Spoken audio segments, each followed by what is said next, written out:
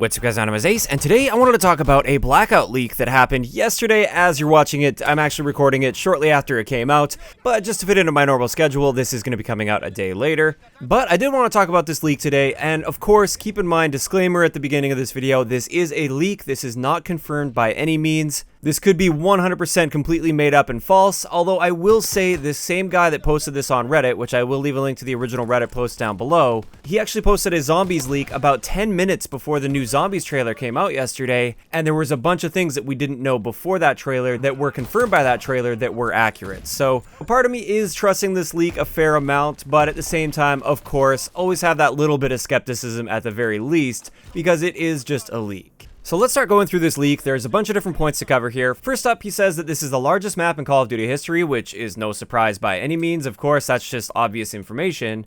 But it says there's a lot of focus on verticality, and also there's going to be iconic maps from previous games featured within the map. This is stuff we already knew about for the most part. Aside from the verticality aspect, we did see the one tall tower, but that was pretty much it as far as verticality goes. But something new from this is that Nuketown is apparently located in the middle of the map as an island, and it's set after the nuke has been dropped on Nuketown, and the layout is somewhat similar to the theme of that Nuketown zombies from Black Ops 2.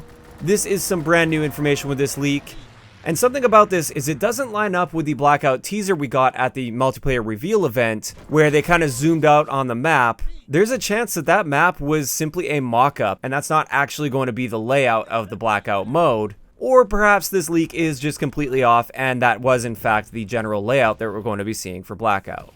The next point says they're going to be aiming for at the very least 50 players, and they're currently testing at 64 players, but they would like to increase that player count if possible. And this seems like it's very plausible. I've talked about the numbers in the past before with Blackout. I really don't feel within a Call of Duty engine they'd be able to push 100 players very viably. And seeing the numbers set to like at the very least 50, but they're currently testing 64, that definitely seems reasonable and that seems likely to me. After that, there's a little bit of talk about health and armor. Apparently health is going to be set to 150 HP, just like in the regular multiplayer, and you're going to be able to replenish your health through scavengeable med kits, like most Battle Royale modes will have. So it's not going to be like multiplayer in the sense that you can just heal every like 10 seconds or so. Instead, you have to actually scavenge those med kits, and it will take time to replenish that 150 health. Also, apparently there's armor that you can scavenge from the map, and this will essentially allow you to take one extra shot before dying.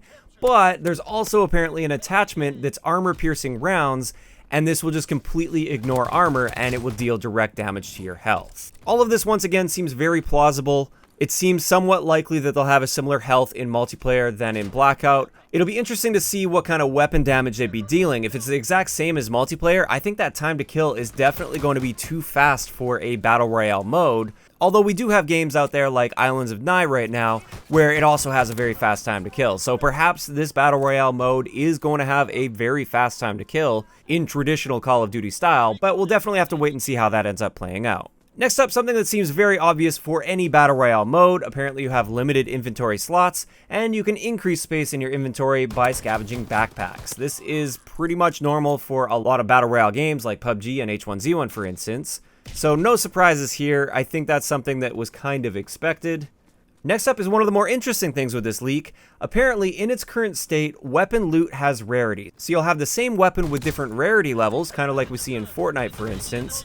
But it looks like the way they're handling it is, depending on the rarity, your weapon will have different attachments, which means the higher the rarity, the better and the more attachments you're going to have on your gun. So you might have like a common rarity where it doesn't have any attachments at all, and then maybe a mid-tier rarity where maybe you've got like quick draw and extended mags on it.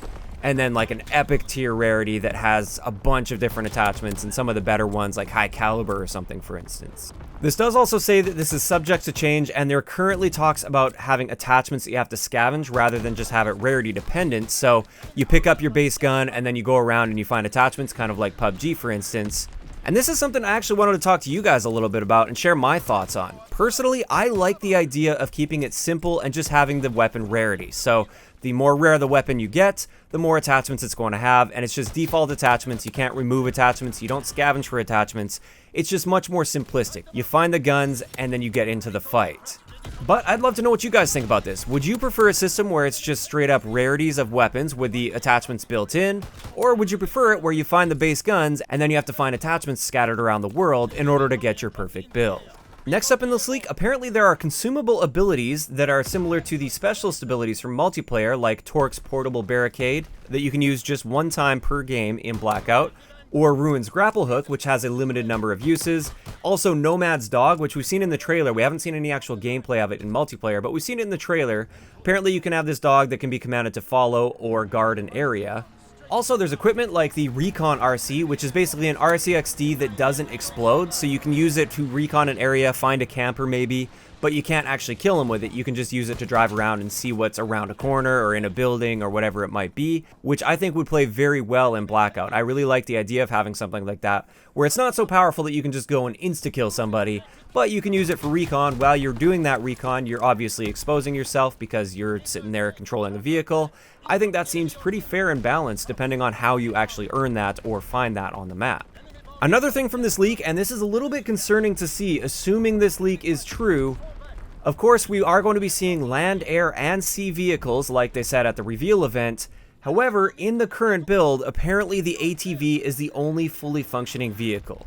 So this seems like they still have quite a bit to go, especially with a beta coming out in roughly a month and a half or so for Blackout. This definitely seems a little bit fishy that only the ATV is functioning. They don't have any boats that are functioning, they don't have any aircraft that's functioning, according to this leak. And I've already seen quite a few people concerned about this, I think for good reason as well.